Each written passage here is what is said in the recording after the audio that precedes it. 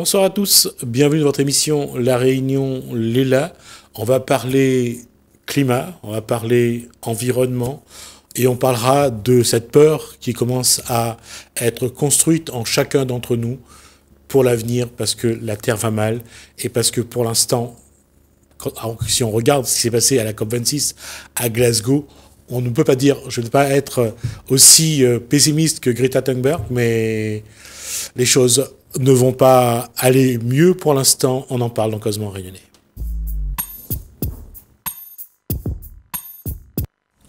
Bonsoir, Yva Duchman. Bonsoir, merci. Greta Thunberg a dit que c'est un échec, cette COP26 à Glasgow. Votre avis à vous? Je suis du même avis que Greta. Je crois que le monde va très mal. Ce n'est pas la faute de nous, individus, qu'on tente à culpabiliser, mais c'est un système, c'est ce système, avec cette croissance à outrance, qui fait qu'aujourd'hui, au lieu de s'acharner à vivre bien et à vivre avec une terre qui est en bonne santé, malheureusement, c'est toujours un système où la finance règne. Et qui dit finance, malheureusement, ne dit pas biofinance, dit finance souvent émettrice de gaz à effet de serre, et c'est ce qui fait notre malheur en ce moment. Mais ça a commencé depuis bien longtemps. Ça a commencé déjà au milieu du 19e siècle. Des scientifiques disaient que l'activité humaine commençait à provoquer des quantités de gaz à effet de serre néfastes pour la Terre. Malgré cela, malgré toutes les études, malgré les accords de Kyoto, malgré l'accord de Paris, nos dirigeants n'ont pas changé de méthode. Ils courent toujours derrière l'argent, la finance, quoi. Tout à fait. La croissance maximale. La méthode qui est toujours choisie, c'est la méthode qui rapporte le plus et le plus rapidement possible. Alors, je ne suis pas à leur place, donc je ne vais pas les critiquer pour autant. Mais posons-nous la question, demain, si la Terre n'est plus vivable, qu'est-ce qu'ils vont faire de leurs milliards? Ben oui. Bon, je suis pas dans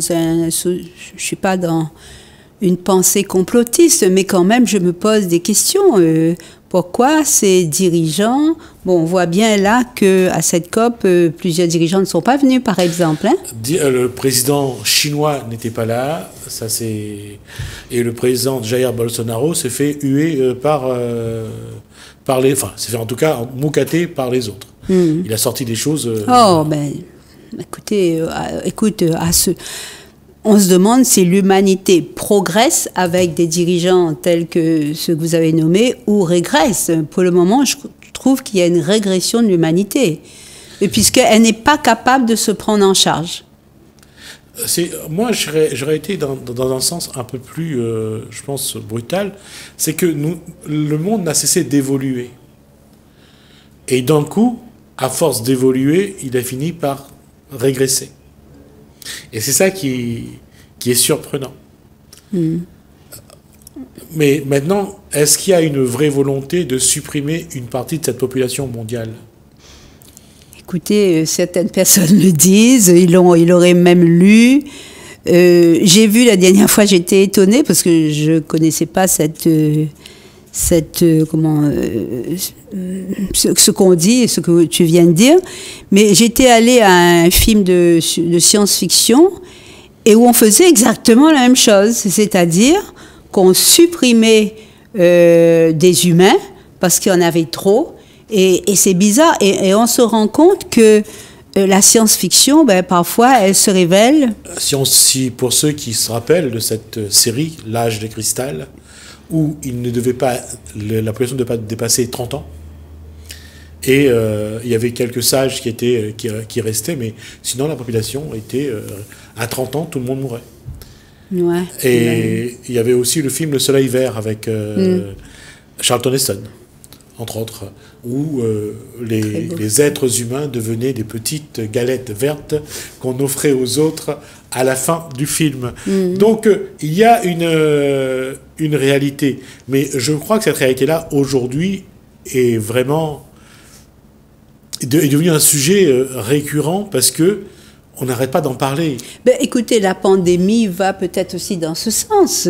Cette pandémie mondiale qui a fait des millions et des millions de morts, est-ce que ce serait pas... On dit que les guerres sont des phénomènes régulateurs. Hein? Ouais. Est-ce que cette pandémie causée par cet animalcule là, eh ben, serait pas aussi La question, c'est est-ce que voilà, on en a tellement parlé pendant le confinement de mars 2020 à mai 2020, tellement parlé sur le fait qu'il fallait réduire la population mondiale. Est-ce que je pense pas qu'elle doit être réduite. Il y a des endroits où il manque de la population et il y a des endroits surpeuplés. Comment passer donc, je crois que je me suis déjà exprimée là-dessus, à une transition écologique démographique, tout simplement. C'est en formant les gens, c'est en leur apportant, en accompagnant les familles, c'est en formant les filles. Il y a des pays où les filles n'ont pas encore aujourd'hui, n'ont pas assez à l'école, sont vendues, sont esclaves. Donc les garçons aussi, mais plus souvent les filles. On a vu la dernière fois en Afghanistan les jeunes filles vendues. Oui. Donc, je pense qu'il doit y avoir une régulation qui pourrait être naturelle si on réfléchit vraiment à une transition démographique, aussi bien chez nous, à La Réunion, qu'en France, mais qu'au national, à l'international. La question reste la même, c'est que chaque individu a une façon de voir le monde, chaque pays a sa façon de voir. Là, on voit en Chine, le président chinois a autorisé le 3e enfant dans la famille. Il n'en avait plus. En Inde, où avoir une fille était devenue une tare, parce qu'il fallait la marier, il fallait avoir une dot, et que tout le monde voulait avoir un garçon. Il y avait eu même ce reportage où une jeune femme qui venait d'accoucher d'une petite fille expliquait que si la belle-mère demandait qu'elle tue sa fille, elle le faisait. Ouais. Elle l'a fait d'ailleurs. On tuait dans le ventre les fœtus, les féticides féminins, on les tue. Ouais. Et jusqu'à présent, ça se passe encore. Tout à fait.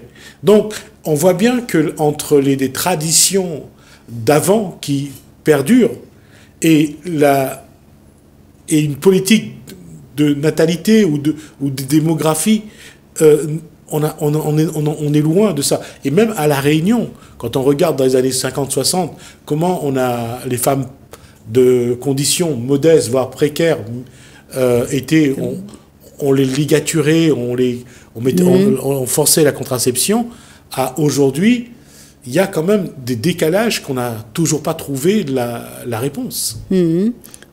Ben, tu parlais d'éducation. Il y a, encore une fois, des décisions politiques, certes, à prendre, mais il y a aussi un accompagnement soutenu des familles à continuer à mettre en place. Certes, il y a plein d'institutions qui existent, mais, encore une fois, comment faire en sorte qu'il y ait une politique globale institutionnelle. C'est l'incohérent, et ça, je l'ai vécu, hélas, c'est souvent, on veut faire beaucoup, mais on reste politiquement incohérent. Donc, là aussi, pareil, faire une éducation partagée, c'est-à-dire, il n'y a pas que l'école ou les collectivités, il y a tout le monde. La question est, depuis les années 80, 90, est-ce que les politiques ne sont pas devenus seulement des pantins, des marionnettes au service des plus riches? Est-ce que, quand on regarde comment l'économie donne les ordres à la politique pour faire ce qu'a besoin l'économie, on voit bien que ce sont les financiers qui décident. C'est pas les politiques. Les politiques exécutent les ordres. Ben, écoutez, c'est malheureux à dire, mais le gouvernement actuel, notre président, ben, il a été soutenu par qui? par des gros financiers, par des gros lobbies. Donc, il est arrivé au gouvernement par l'aide de ses amis. Donc, on voit bien qu'il est tenu aussi aux promesses qu'il a fait au lobby. Donc, c'est certain que les gouvernances sont attachées au monde financier. Et d'ailleurs, ça se voit pendant le déroulement des élections. Vous voyez ? Bon, il y a des campagnes qui se font avec des millions, et il y a des campagnes qui se font avec des centimes. Pourquoi ? Il y a quand on regarde la COP 26, on regarde la posture des dirigeants des pays du monde qui sont là, on voit bien qu'ils ne peuvent pas vraiment faire ce qu'ils ont envie. Ils ne peuvent faire que ce qu'on leur demande de faire. Bien sûr. Parce qu'il y a les lobbies qui sont derrière et qui empêchent. Il y a des exemples. Et puis, dans cette COP26, il y a des pays qui donnent de la voix, mais il y a les pays les plus atteints parce que les plus riches ont débordé de leur consommation et qui n'ont pratiquement pas de présence à cette COP. Or, ce sont eux qui sont touchés actuellement par tous les événements climatiques qu'on connaît, hein, et eux, ils ont des difficultés, d'abord, à venir à la COP, et deuxièmement, à avoir une présence pour dire au monde quelles sont leurs souffrances actuelles.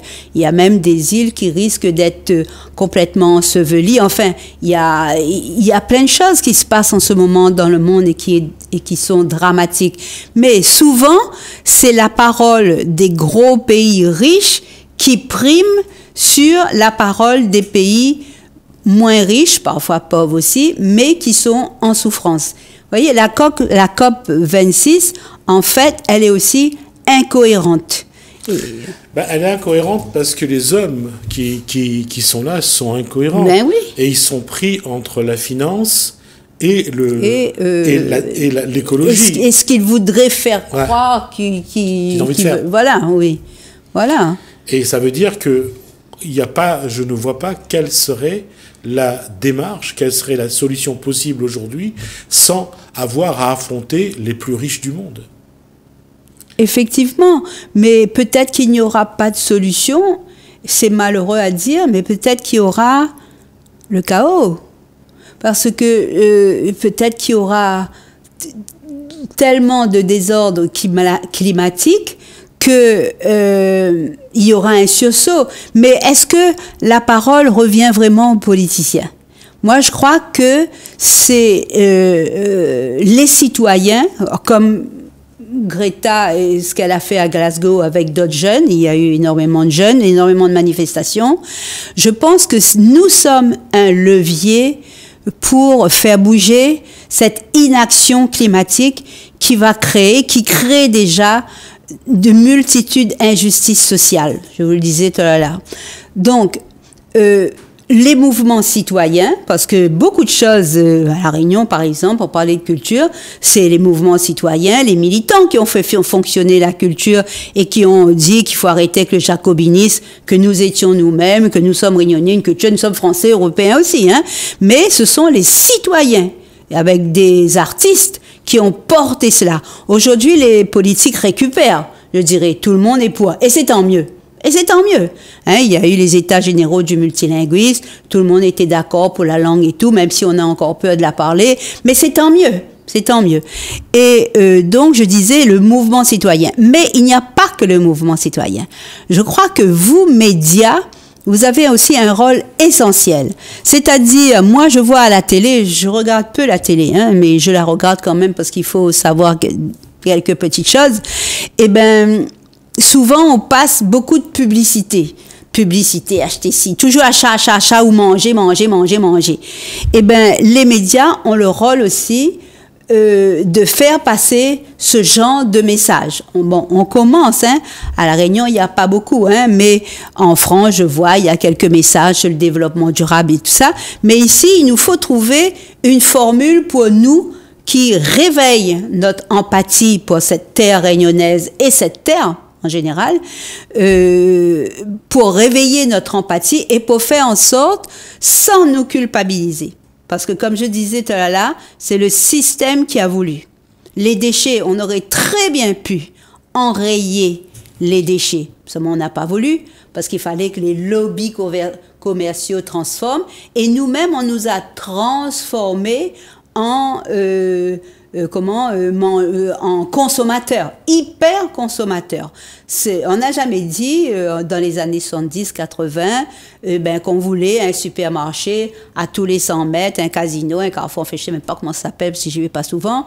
On n'a jamais dit qu'on voulait ça, 2, 3 comme ça par ville. Non, on nous les a implantés. C'est comme les transports. Si on avait réfléchi, nous avons du retard.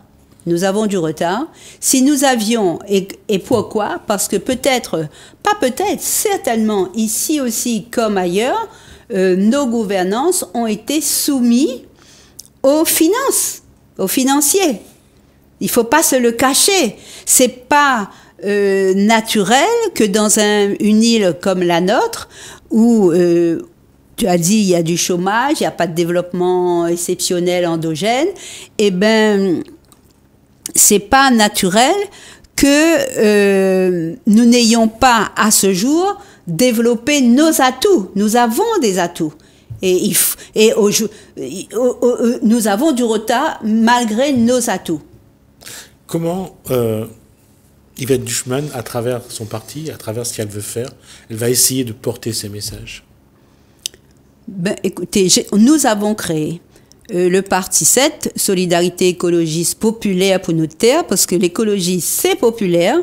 C'est pas un truc comme on avait dit avant, j'ai toujours lutté contre de bobos. Toute la Réunion est écolo. Dans les années 50, 40, l'économie séculaire, on la connaît depuis des décennies. Seulement là, on a mis un mot dessus. On a vécu, c'est dans nos gènes de faire de l'économie séculaire. Moins maintenant dans les gènes de nos enfants. Pourquoi? Parce que je disais tout à l'heure, on nous a poussé à la consommation. Aujourd'hui, nous, ce qu'on veut faire, c'est... Il y a des maîtres mots que j'ai toujours cités dans mes programmes qui sont complètement attachés à la transition écologique pour lutter contre l'injustice sociale notamment. Nous, ce qu'on veut faire, il y a des mots aujourd'hui qu'il faut que on s'empare de ces mots, c'est-à-dire vigilance, conscience, et peut-être certains me trouveront ridicule, mais moi j'ai toujours cité le mot amour. Pourquoi?